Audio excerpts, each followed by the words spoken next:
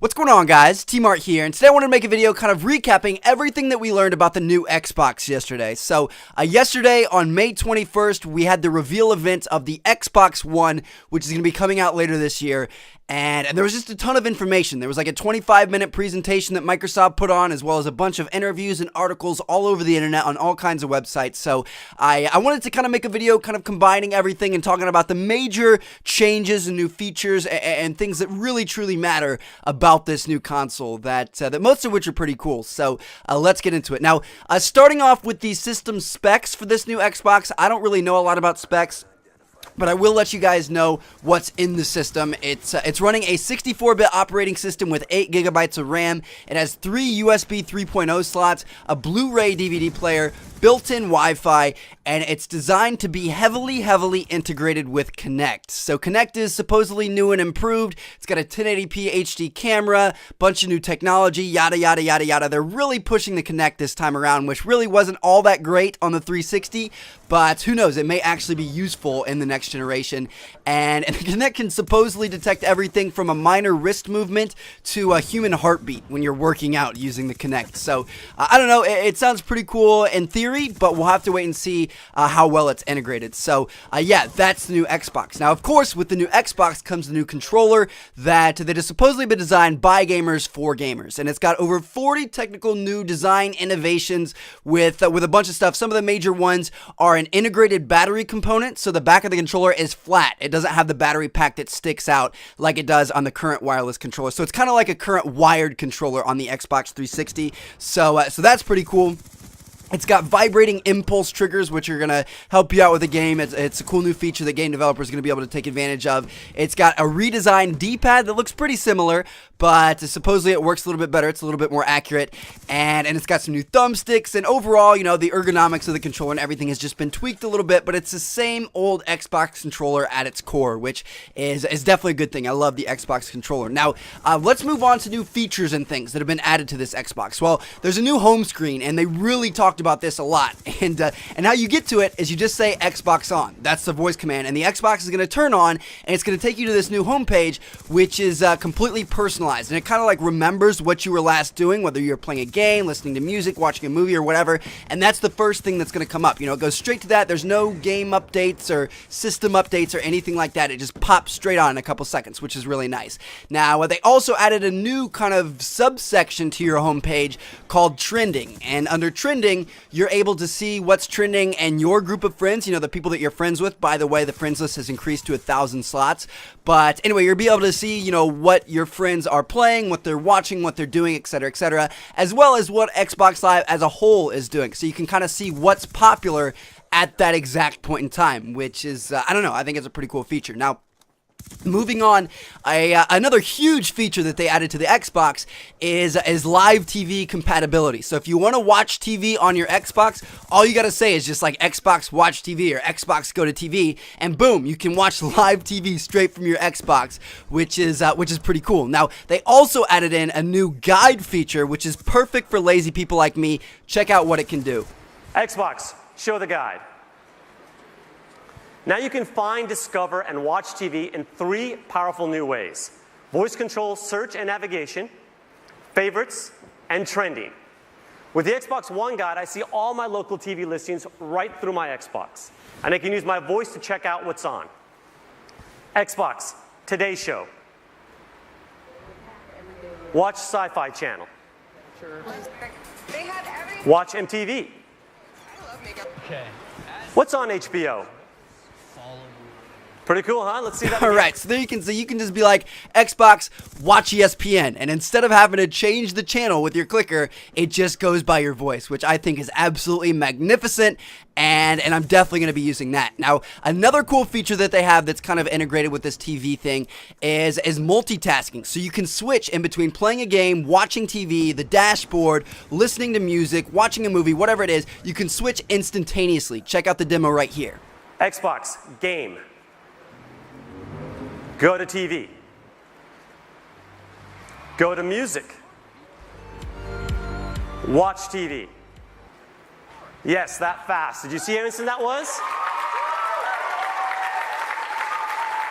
Come on, it was so good. Let's see it again. All right, so as you can see, it's absolutely amazing that there's no like going to the dashboard and waiting 25 seconds in between each thing. You can just switch in a couple of seconds, which is obviously very, very, very useful. Now, not only can you multitask in terms of switching quickly, you can also use snap mode. So kind of like snap mode on a computer where you can put like internet on one side of the screen and then a Word document on the other side of the screen or whatever. You can now snap in Xbox. So as you can see on screen, this guy's watching a movie, but he also has his favorites up and he's searching for other things to watch at the same time. So I don't know. I think that's pretty cool. I think a lot of us multitask all the time, and now that we can do it on our Xbox, that's definitely pretty convenient. Now, moving on to some other new features and new additions, the new Xbox Live is going to be pretty cool. They've added a ton more servers to make it a better quality service. You know, I think they said something like the amount of server power that they have now is equivalent to the power of everything on the internet in 1999, which is a pretty crazy statistic. But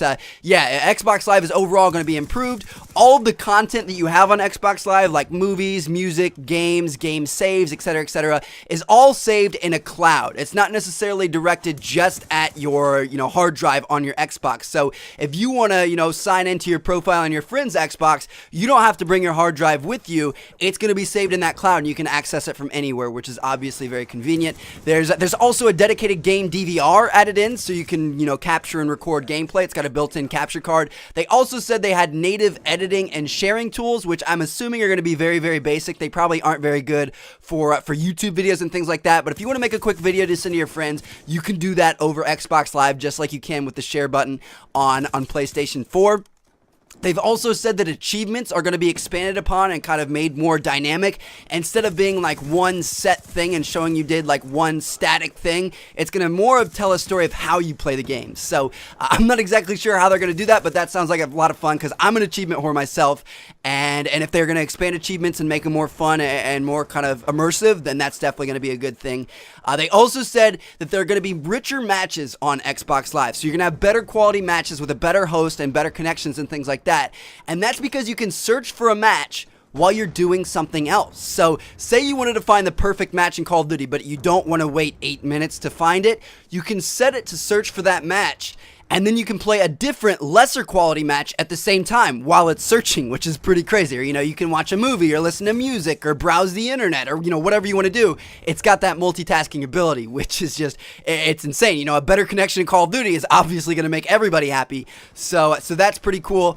And they also said that they have a new, like, multi-data center infrastructure. I don't know. It was a bunch of mumbo-jumbo tech talk. But basically they said that it's going to make it so that it's going to be possible for bigger and better matches with more players. So, something like Battlefield, or I think it was a game called like MAG on PS4 or PS3 where you could play with like 256 people in one game. Games like that, huge open world games with tons of players, are going to be more accessible with the Xbox One. So that's definitely pretty cool. Now, another cool feature they've added in is the ability to use Skype on your Xbox, which you can see on screen right here. He has it snapped in while he's watching a movie, so obviously being able to Skype with your friends is a nice little feature, and you use the Kinect for that as a camera. Now, there is kind of a security concern with that, just because, as you guys know, a lot of the DDoSers and hackers use Skype to get YouTubers' IPs to be able to knock them offline, so that kind of sucks, but at the same time, if you don't sign in, you aren't going to have a problem, so that can be avoided. Another cool thing they've added in is the sports integration. So first of all, Microsoft has partnered with the NFL to bring a lot of exclusive content to the Xbox, which is obviously very cool for us NFL fans, but also just across all sports, they've added in a huge new fantasy feature. So check out the demo right here. Now what I can do though is, instead of having to pull out necessarily a separate device, when my player scores here like LeBron, I automatically get an alert that just pops up on the TV, and I can say, Xbox, show fantasy. And now I get my fantasy players right alongside. All right, so as you guys can see, this is absolutely amazing for those fantasy sports fans out there. I love fantasy football. It's one of my favorite times of the year. And being able to see the score of my team updated alongside while watching the game is just going to be a cool experience. So that's pretty exciting. And yeah, so those are a lot of the new features that they talked about in the event and in some of the interviews that we've seen over the past day. Now, some of the games that they showed at the event, well, first of all, not really a game, is they announced that there's going to be a live-action Halo TV series on TV, which is pretty cool. And then as for games, they had a lot of EA Sports stuff there that looked really good. They had Madden, NBA Live, FIFA, and UFC. They also had Forza Motorsport 5, Quantum Break, and Call of Duty Ghosts. And I actually uploaded all of this gameplay in another video on my channel, so if you haven't seen that yet, make sure you go check it out. Now, finally, the last thing I want to talk about in this video are some of the concerns that people have about this new Xbox. So, one of the major ones is the fact that the hard drive cannot be removed and replaced and serviced, things like that, by you. So, like currently on the Xbox 360, if you want to take your hard drive out and put it in another Xbox or take it to your friends or whatever, you can do that. You aren't going to be able to do that with the Xbox One. So, that kind of sucks. It's kind of inconvenient, but at the same time, remember that all of your content is stored online in the cloud. So if you get a new Xbox or if you want to play at your friends, it's going to be accessible to you there. You just, you can't physically switch out the hard drives. Now, they did say that because, some people may need more room than the 500 gigabytes that the console comes with, then there is going to be external hard drive sources you can buy and plug in via USB 3.0. You just aren't going to be able to upgrade the physical internal hard drive of the Xbox, which kind of stinks, especially because all of the games that you buy on this new Xbox are going to be installed to the hard drive. You have to install them, the 2 or 3 gigabyte files, you have to install them in order to play them, which is quickly going to eat up hard drive space for those people that buy a lot of games. So that's kind of a little minor problem. Now, another major concern that a lot of people aren't happy about is the fact that you cannot play Xbox 360 games on the new Xbox One. So this is a statement that was made by Microsoft. They said, Xbox One hardware is not compatible with Xbox 360 games. We designed the Xbox One to play an entirely new generation of games that are architected to take full advantage of state-of-the-art processors and the infinite power of the cloud. We care very much about the investment you have made in your Xbox 360 and will continue to support it with a pipeline of new games and new apps well into the future. So you are not going to be able to play your 360 games on the new console, which really does kind of suck. But, at the same time, for those of you that aren't going to be getting this new console right away, at least, they're still going to be coming out with 360 games for a long time to come. I'm sure a lot of the major game companies will make both 360 and Xbox One copies of the game, and you're going to be fine for probably the next 5-6 years. But, yeah, it does kind of sink. A lot of the Xbox 360 games are going to be more dead now, but I think there is going to be a feature where you can pay to play old games off of the cloud, which is pretty cool. So, you can, pay to download Call of Duty 4 onto your Xbox and play that way. It's just you can't use the physical discs. So anyway, there you guys have it. Those are my updates for the Xbox information that we got yesterday. I tried to cover pretty much everything that I know and a lot of the major important stuff. So I hope you guys enjoyed. I got a bunch of great videos coming soon. There's a recap video on all the Call of Duty Ghosts information coming later today. And in the meantime, check out one of the other two videos on screen if you haven't seen them yet. Catch you guys later. Peace out.